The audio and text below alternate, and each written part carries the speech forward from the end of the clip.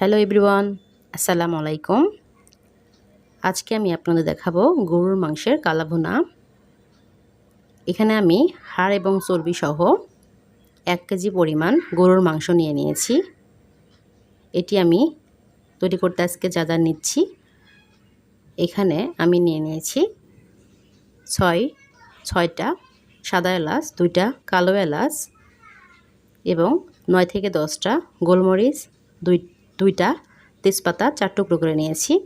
এরপর আমি নিয়ে নিয়েছি 3 টুকরো দারুচিনি, এর পাশে নিয়ে নিয়েছি 4টা লবঙ্গ আর জয়ফল নিয়েছি অর্ধেকটা।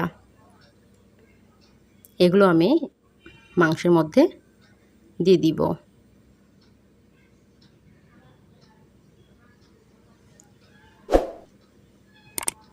এরপর আমি এখানে সরিষার তেল দিয়ে দিচ্ছি হাফ কাপ।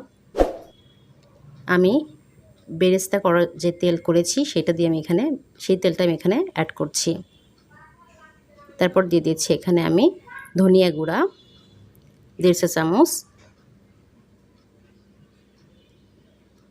এবং জিরা গুঁড়া 1 চামচ, গরম মশলার গুঁড়া হাফ চা চামচ, হলুদের গুঁড়া 1.5 চামচ এবং স্বাদমতো লবণ।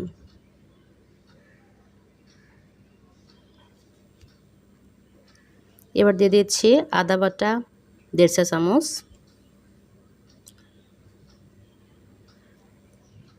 রসুন বাটা 1.5 চা চামচ,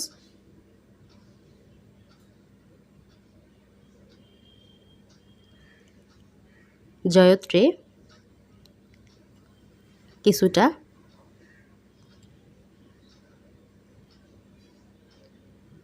এই জয়ফলটা আমি হাফ নিয়ে নিয়েছিলাম। এখানে দিয়ে দিচ্ছি মরিচের গুঁড়া 2 চা চামচ,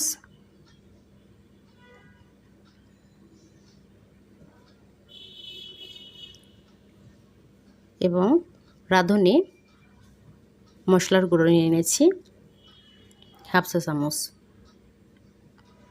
এটা আমি আস্তটা গুঁড়ো করে নিয়েছি। এই রাঁধুনি মশলাটা এরকম দেখতে, এটা জিরার মতো দেখতে, কিন্তু এটা রাউন্ড শেপের হয়। এটা আমি গুঁড়ো করে নিয়েছি। হাফ চা চামচ এখন দিয়েছি, আর হাফ চা চামচ আমি পরে অ্যাড করব। এরপর আমি এগুলো মেখে নিচ্ছি।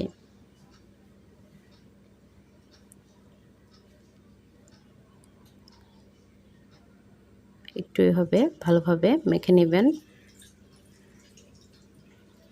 এরপর যে আমি ভুলে গিয়েছিলাম বেরেস্তাটা অ্যাড করার, এখন আবার বেরেস্তাটা দিয়ে দিচ্ছি।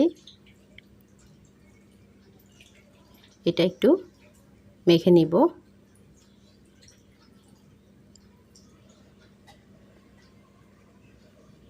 এবার আমি চুলাতে উঠিয়ে দিলাম।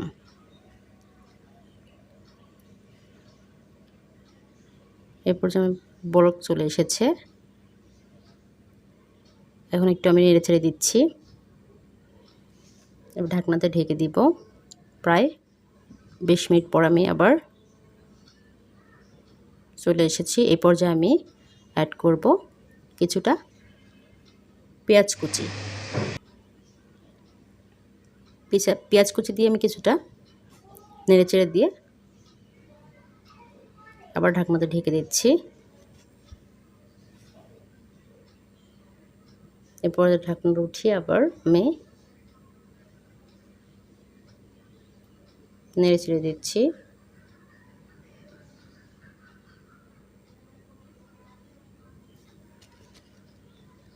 এই পর্যায়ে আমি কিছুটা গরম পানি অ্যাড করব।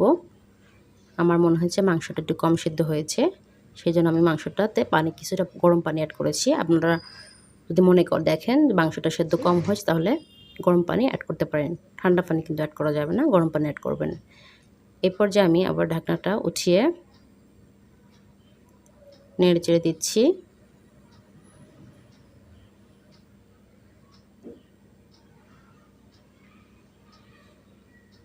মাংসটা প্রায় মাংসটাতে কালো কালার চলে এসেছে। এরপর এই পর্যায়ে আমি ঢাকনা দিয়ে ঢেকে রেখে অন্য একটা এখানে আমি দিয়ে দিচ্ছি কিছুটা পরিমাণ সরিষার তেল। এরপর আমি এখানে অ্যাড করছি রসুন কুচি এবং পেঁয়াজ কুচি, একটু নেড়ে নিব। এরপর আমি এখানে অ্যাড করছি 4টা শুকনো মরিচ, এগুলো আমি একটু ভেজে নিব। আমি একটু নেড়ে চেড়ে নিচ্ছি।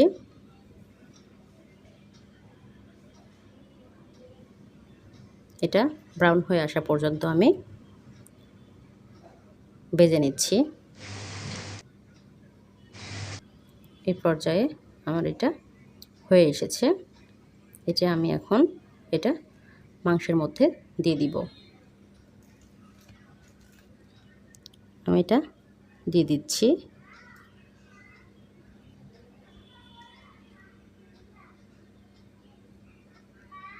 একটু নেড়ে চেড়ে দিচ্ছি।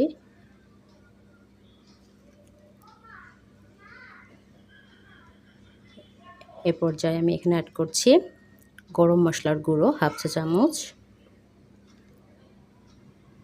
আর রাঁধুনি মশলার গুঁড়ো 1/2 চা চামচ।